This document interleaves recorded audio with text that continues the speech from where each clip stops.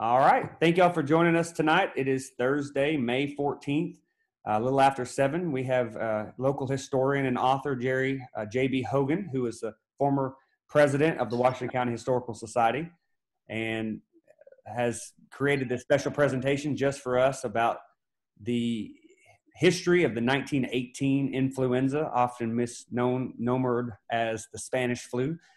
With that said, Jerry, I'd like to turn it over to you. And again, remind all of our participants here that if you'd like to add questions, do so in the chat box. So, Jerry, we're going to turn it over to you. Okay, thank you, Dustin. And thanks to the Historical Society for this opportunity.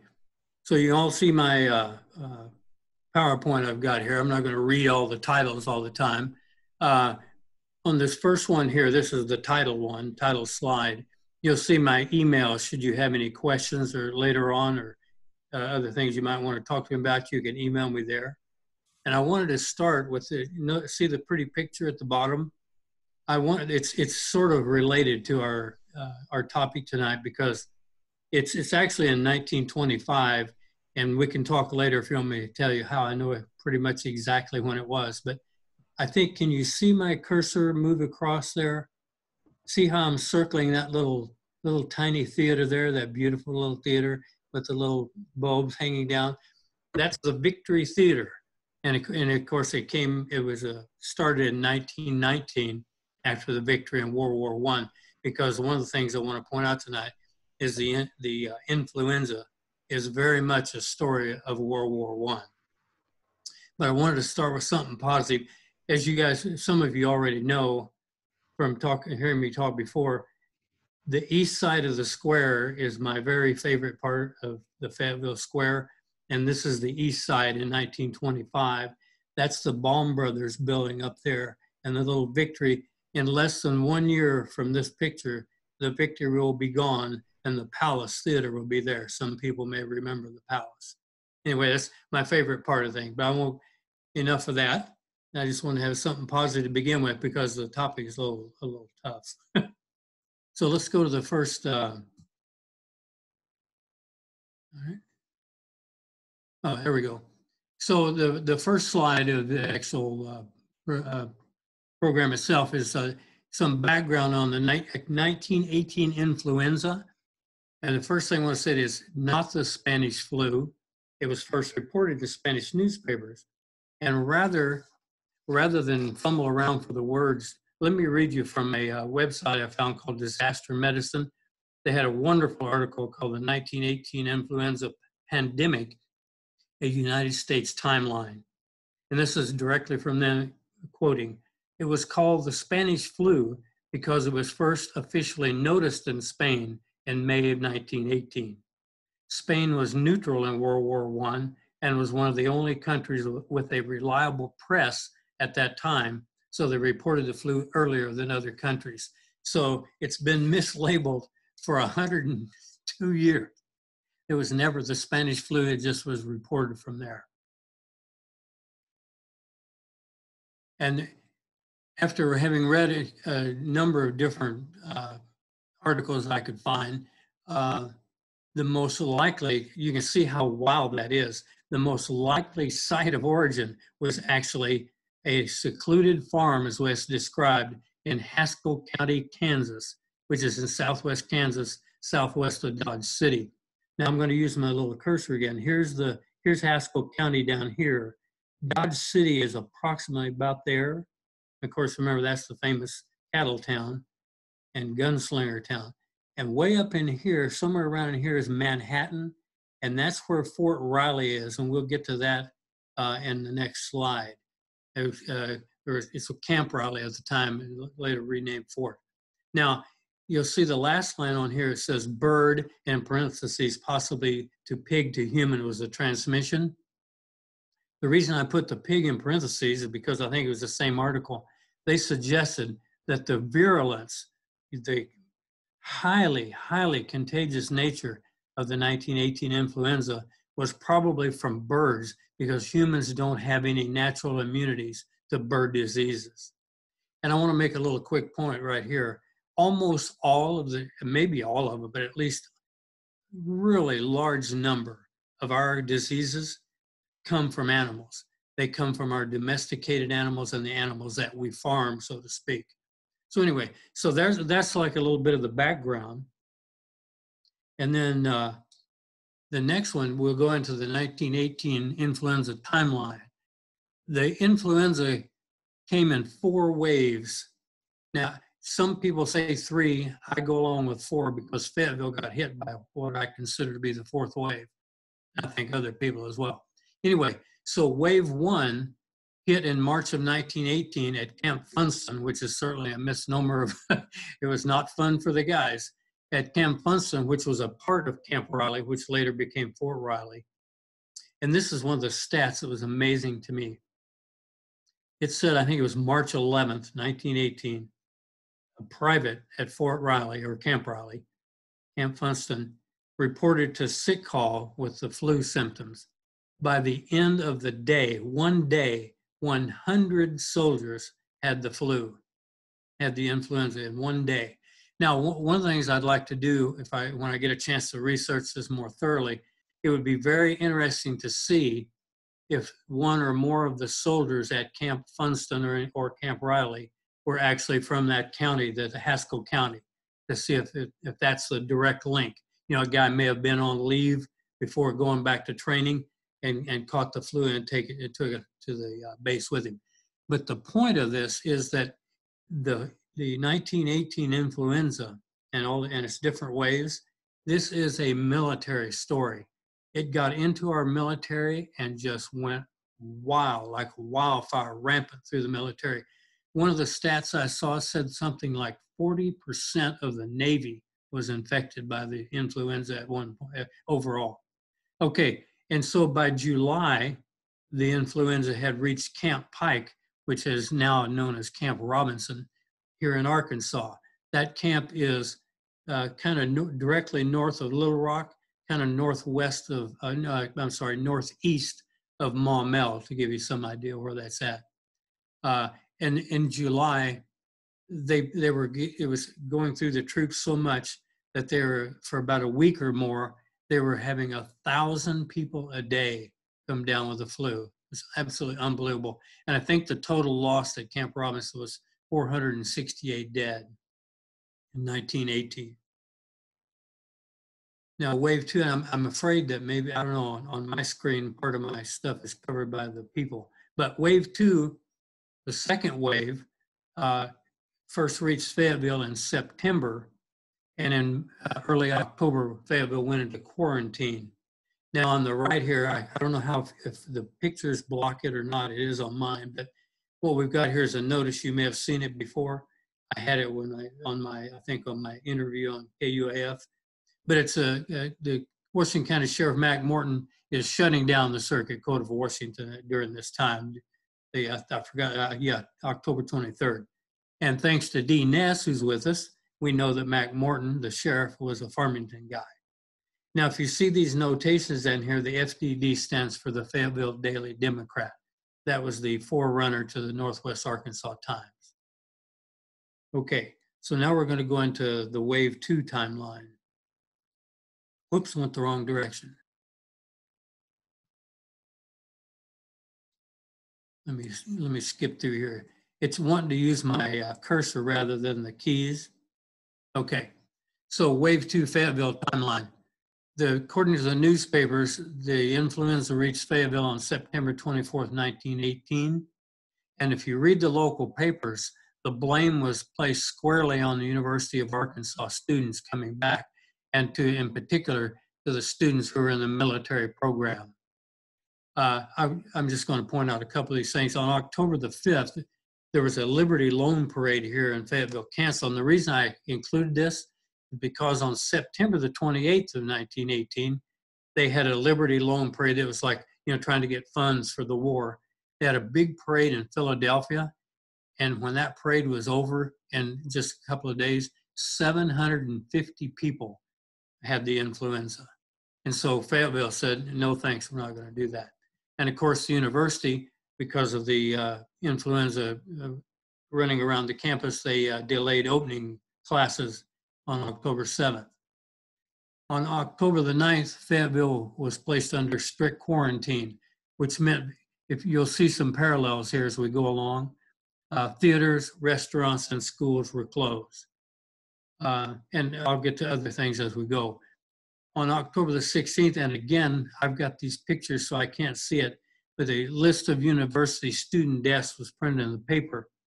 Now, you see my parentheses thing there, I've got 5, 6, or 11 per source. This newspaper article on the right, if it shows, indicates there were 5 university students died. Harrison Hale, who I'll talk about later, in his 1948 history of the University of Arkansas, thanks to Charlie Allison for getting this info for me, he said 6 died. And then Professor Robert Leffler, in his 1972 history of the University of Arkansas, said 11 students died. Now, we don't have much on Fayetteville people. I'll get to that later. And that's going to require me to do quite a bit more research. Hey, Jerry, anyway, yeah. how many Arkansans, or I'm sorry, how many people lived in Fayetteville or in Washington County? I think the next one's going to show you how many in Fayetteville, but let me just go ahead and do it. At that time, approximately 5,000 people lived in Fayetteville. It was very small. The university had approximately 800 students, and according to this article that's up there, I can't see it very well. 300 students got the influenza. That's 37.5%. That is a huge number. Okay, so I think the next one had it there, Dustin. By October 26th, the epidemic is reported to be slowing, and on November the 2nd, 1918, the quarantine was lifted here in Fayetteville, and that's where I had the population of the town. Now the next one, and let me go ahead and use yeah, there we go. Okay. Yeah, the title of this one is, but there was a 4th wave. There was actually a 3rd wave as well. And now the second, by the way, I should mention, the 2nd wave was the really, really bad one. That's the one with tens and hundreds of thousands of people died in that 2nd wave in the United States and millions worldwide. Wave 3 is a result of the armistice celebrations after November 11th. So they had the parades and everybody's happy and celebrating, and it caused another rise in the contagion and the epidemic. And that ran from, like I said, November 11th, late 1918 into early 1919. And then the wave 4, which some of the people don't talk about, but I do because it looks like a continuation, and the people at the time saw it as a continuation. Wave 4 came in early 1920, and Fayetteville once again was quarantined from February 1st to February 15th, only 2 weeks. But again, theaters closed, restaurants closed, school closed for that time period. Now, Jerry, yes, go ahead, Dustin. We have another question in the chat. Melissa, do you want to unmute and ask Jerry your question? Sure, Melissa. You might answer this at some point, but I was just curious how many Arkansans died of the flu during this whole. Yeah, I don't think I do, and that's a good question. I have the information. It was 7,000 people died in the state of Arkansas. 650,000 in the United States, and between 30 and 50 million worldwide. All right. It was a very serious thing. So good question. What I was getting ready to say is that this wonderful picture at the bottom here from 1918, that's looking over, you can see the top, I think you can see maybe the top of what is now the historic courthouse. It was only 14 years old at the time. There's another picture almost exactly like this, and I think they're the same day, sometime around Armistice, that shows the troops marching through. This picture shows the troops all mingled in with those crowds. They're listening to speakers, so I think you can see to your right would be the post office if you're trying to orient yourself, the old post office, I should say, which at that time would be only 7 years old. You can see the old the 3rd building on the north side. 3rd building in is the McElroy Bank. I don't know if you can see it, but there's some guys sitting on the very top of what would be the Red Cross drugstore at that time. So it's just a wonderful picture. I'd love to see it. Okay, so let me use my cursor again. So the 4th wave hit us again. Okay, during that, again, I want to give credit to Charlie Allison. He told me about Professor Harrison Hale experimenting with chlorine gas. I dug around and actually found the exact article that Charlie told me about, which was really interesting and will be part of my continuing research into this, because it brings up some, in the article, it gives some information that I was not familiar with before.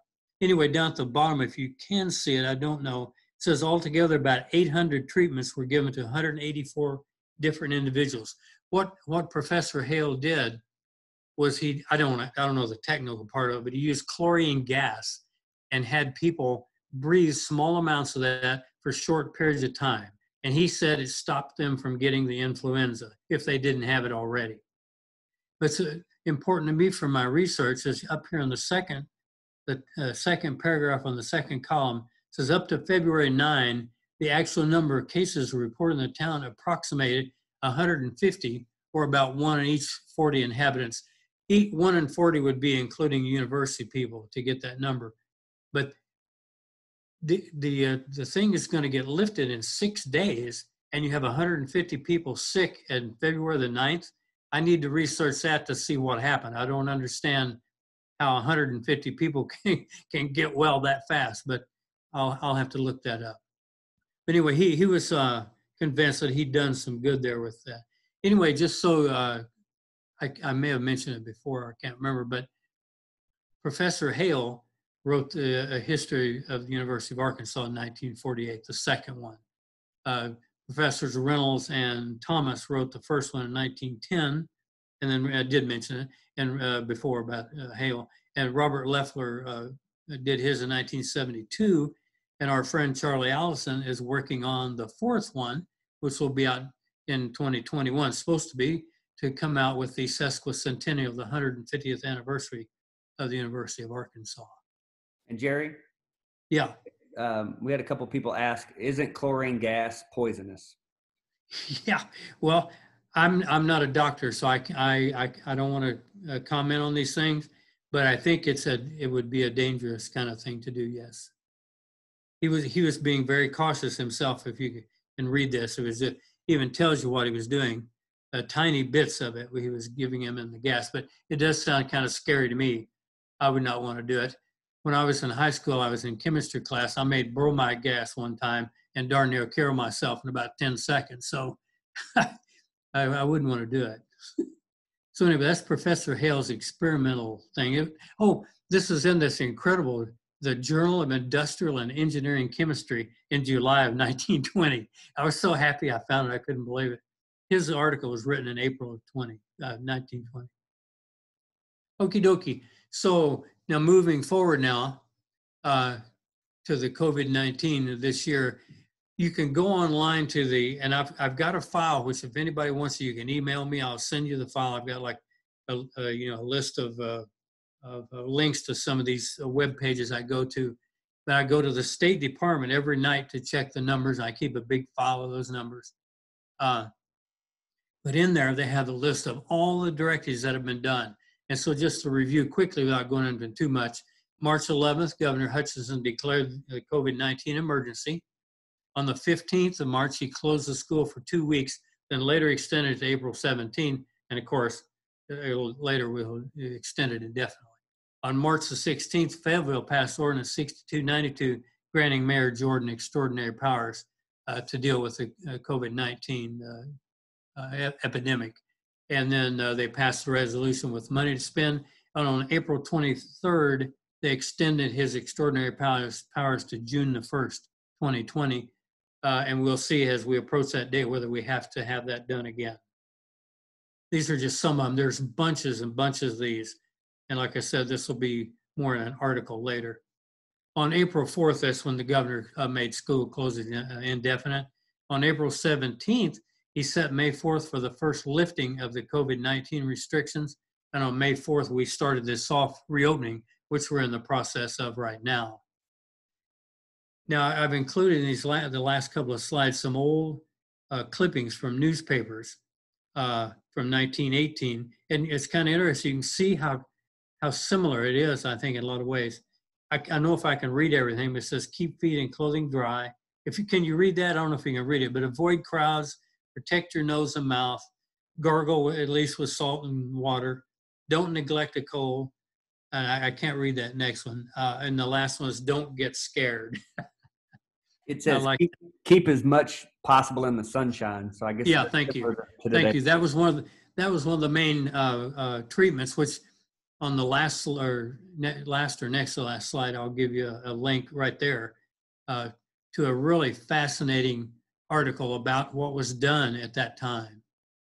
Okay, so now this is our last slide here. I wanted to keep this real short and keep it just as factual as I could possibly do.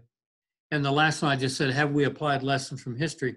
Well, one thing we've got, our medical practice are 100 years advanced. That's a lot of scientific growth. For example, they didn't have penicillin. They didn't have hardly anything yet. It was a hit and miss. They were guessing and they were trying to treat it. And so far, since I haven't been able to do local research like I wanted to, I found this. You can see. I don't know if you can see that link there well enough. And like I said, I've got this link in a file if you want it.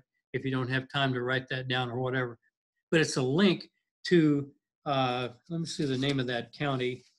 It's Winnebago County in Wisconsin. And I figured, well, that, a small county, a small town, they would tell us kind of what it was like here in Fayetteville. What were they trying to do? The county seat, by the way, of Winnebago County, Wisconsin is Oshkosh, which at the time had about 33,000 people, which is quite a bit bigger than Fayetteville then, but still a small town, small area. You wouldn't believe the opioids used. It was shocking to me how many opioids were prescribed for this. One of the main things that worked for them is that it cut the fatality rates in half. Was they use what's called convalescent blood plasma.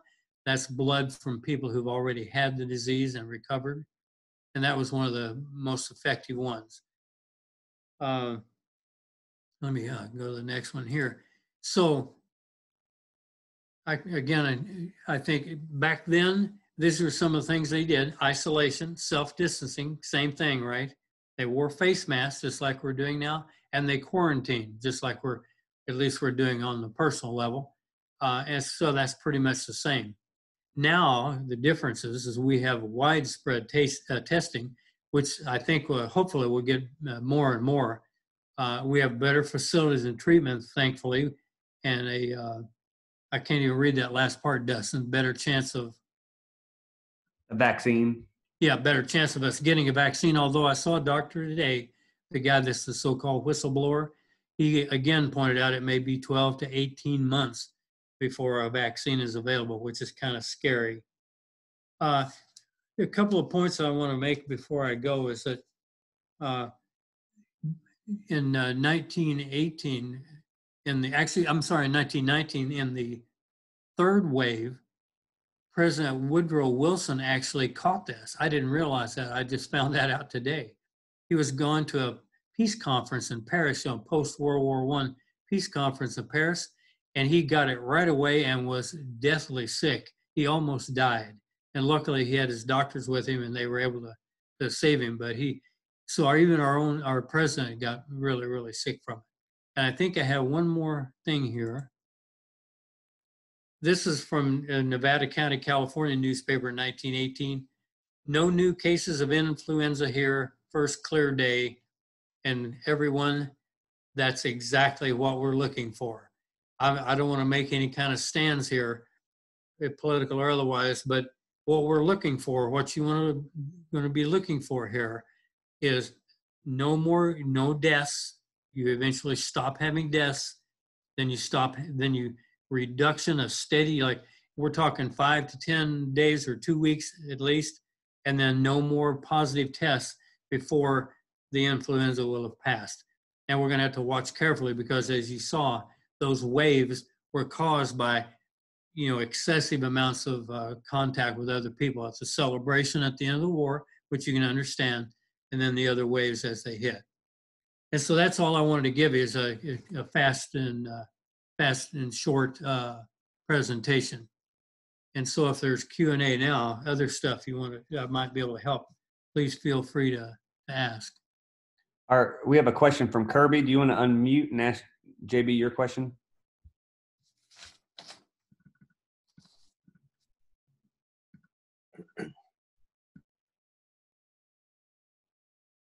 Are you there, Kirby? He was. There we go. Can you hear me now? Yeah. Okay. So was there a vaccine ever developed, or did this flu persist? There was never a vaccine developed, and it finally ran its course in 1920. Huh. Yeah, so it's, maybe like I'm kind of like other people. It's like maybe someday it'll just run its course, but it doesn't seem like that's the kind of the thing that happens right away. Gotcha. Thank you. Mm-hmm. Was there ever you said there are 4 waves of it, Jerry? Yes. Were there any definitive 5th waves that or any? No, not that I know of. It seems to have died off. This particular one. Now, if you look at some of these articles, you'll see that they talk about the exact type of flu it is, and you can see, because what happened, one thing I forgot I want to add on here is another reason that the wave 2 was so bad is that these viruses mutate. And so the treatment that was working at one time is not as effective anymore. And so they become more deadly again. And so anyway, eventually they seem to die out. Thank goodness for that. But yeah, it just went away of its own, and they did the best they could. As just an aside, I know another big difference in the 1918 flu and relative to this one is it affected a lot of kids and relatively young, healthy people who died, which was surprising. Yes, you're right, Melissa. It definitely did because it hit all those soldiers, and they were all young. Huge amounts of them are very young, and children were. Now, notice though, there's a recent thing that's happening with children that we got to keep an eye on. That looks like it's related to the COVID-19. It hasn't gotten really big yet, but I noticed there's been at least five or more little kids, and one's died at least, and so we have to watch out for that. Because it may be doing, I don't understand these. Like I said, I'm not a medical doctor, so I don't understand what these viruses do, but they tend to try to find a way to survive somehow, and we're the host. JB, is there any evidence in your research? It sounds like the second wave came about in September, October, and October 1918. Is there any research that you've seen that shows that other areas that weren't college towns also experienced the second wave around that same time? Yes, I think so, Dustin. I haven't looked at that specific thing, but the massive numbers, like I think the month of October, 195,000 people died in the United States, if I remember my numbers right. So I would suggest that's going to be a lot of places other than universities. And do you have a total percentage of Arkansans or Americans that died? Because I see. Well, I can give you. I don't think I did the percentage, but I can give you populations if I can find it. The U.S. at the time had. What have I done with that? Arkansas had 1.7 million, I think, and the U.S. had like 31 million. Does that sound right to you guys? It's hard for me to find it on my notes here. Joyce Kennedy had in the chat 650,000 died in 1920. Well, that was the total at the end, between 625 and 650. Mm-hmm. I wrote that down somewhere, and I'll be darned, I can't find it. The lighting's too bad on my. Well, it just sounds like we probably need to have the university not bring the kids back then, right? Yeah. One of the ways. Well, actually, the reason it was then is because those students were military students. Most of those guys were military students. And Charlie Allison had found at least 2 Fayetteville people who died from it. Well, my research, I'll have to find out how many more. One of those guys actually worked at the university with the university students. Let me just say this. The mortality rate, so you can get an idea, of the 1918 influenza was 2.5% of the population. And the COVID-19 right now, or I probably should say it's probably infected. People that are infected was 2.5%. And 2020, it's 1.3%. Which is less. And we oh, here we go. Here, I found my numbers. Arkansas's population in 1918 was 1.7 million, and we lost 7,000. I didn't do that percentage. And in the United States in 1918 was 103 million. I'm sorry, 103 million in the United States, 331 million now. And Arkansas has 3 million now. So you can do numbers that way if you want. So our numbers are really, really low right now, which is a good thing. I think that I think people in the state started social distancing and wearing masks pretty early, and we're a quote unquote relatively rural state still. You know, if you look at the map, most of the states with lots of space are the lower numbers of deaths and infections. Like Wyoming didn't have any deaths for a long stretch. And if y'all have been to Wyoming, you know why. I welcome, or we'll entertain questions in the chat box if anybody's interested. I see there's some comments just relating to the presentation. Feel free to add comments too. Yeah. And Jerry, you're welcome to look at the chat. It's just basically things about the extreme cytokine storms that are contributing to deaths today. The immune system's essentially freaking out and starting attacking everything. There are 200 identified cases in young children corresponding to the Kawasaki syndrome related to COVID. But Joyce Kennedy just posted a question. Joyce, you want to unmute and ask your question? Do you think the virus died because of this distancing? The 1918 one? Mm-hmm. You know, I don't think I can give you a solid answer on that. I actually feel like it probably helped. I feel like it ran its course. It simply ran as long as it would last, because it just kept coming back. You know, four waves. And so do you think people built up immunity? It's possible that there was some of that, what they call herd immunity.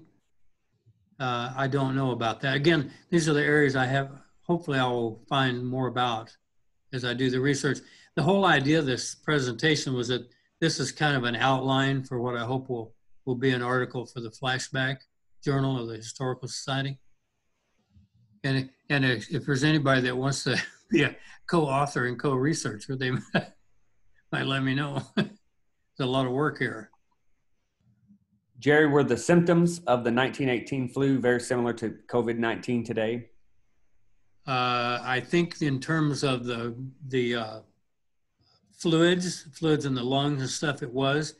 I haven't read a lot about, but I saw one today that was terrifying. It said that people, their skin would turn blue and then black and they would die. That is horrifying sounding.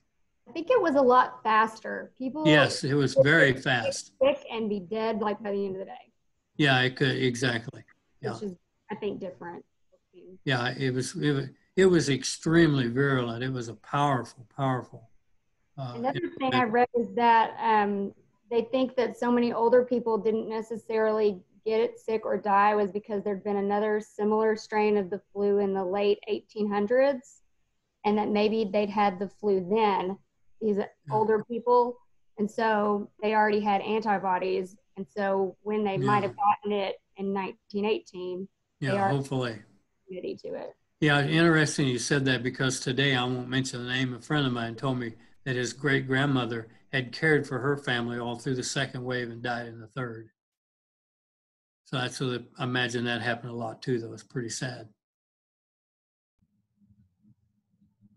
And anything else? I'm curious, I've always been fascinated by the asymptomatic aspects of people today. In your research, is there any evidence of any asymptomatic people from the flu in 1918 that didn't? Yeah, that people were getting it without realizing. Not that I'm aware of, Dustin. I suspect it's possible, but I didn't see anything like that yet. It seemed like it was just like boom, explosive, you know, like you had the flu, bingo. Just like one guy, like I said, on that at Camp Funston at Camp Riley, one guy shows up in the morning and by evening 100. That's unbelievable, isn't it? We probably have time for a few more questions if anybody has one in the chat or would like to unmute and ask JB. First, I was going to tell you a couple other things if you'd like. The mayor of Fayetteville during this time was Allen M. Wilson, who's the son of Alfred M. Wilson. I mean, the grandson of Alfred M. Wilson, one of the founders of Fayetteville. Alfred Wilson's home was where the Pi-Fi house is over there on Maple and Wilson. And the governor of Arkansas at that time was Charles Hillman Bruff, as in Bruff Commons at the U of A. JB, in your research, were there any protests about the quarantines, that kind of like what we're seeing today nationally? I did not see any of that yet. I've not seen that. It's possible, because you might remember there were draft riots in World War I. So there may have been some people, but I haven't seen anything like that. I know initially when that 1918 flu started, the Department of Health and the government didn't inform people very well or at all about it, and kind of brushed it under the table like, it's just the flu, it's the regular flu, it's not a big deal. Because the war was going on and we wanted to win the war and we didn't know exactly. about it. And that didn't help the situation at all. So the lack of transparency was a problem. That's exactly right, Melissa. And it's also, as I said at the beginning, this is a World War I story, because this was spread all over Europe by our troops. And then the armistice was all the guys coming back, so just wave after wave back and forth across the globe, as if they hadn't lost enough people already. So it was a horrible time. Well, I'm going to do a plug as Vice President of Membership for Washington County Historical Society.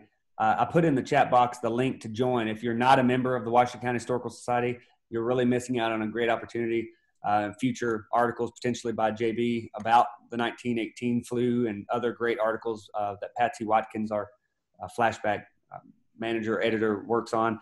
We'd encourage you to consider joining the Washington County Historical Society. We're trying to do things like this as an organization to reach out to our members in a safe way and respecting social distancing guidelines. But thank you, JB, for giving us this very informative presentation about the 1918 flu. I'll make sure I never, as a historian, again, call it the Spanish flu.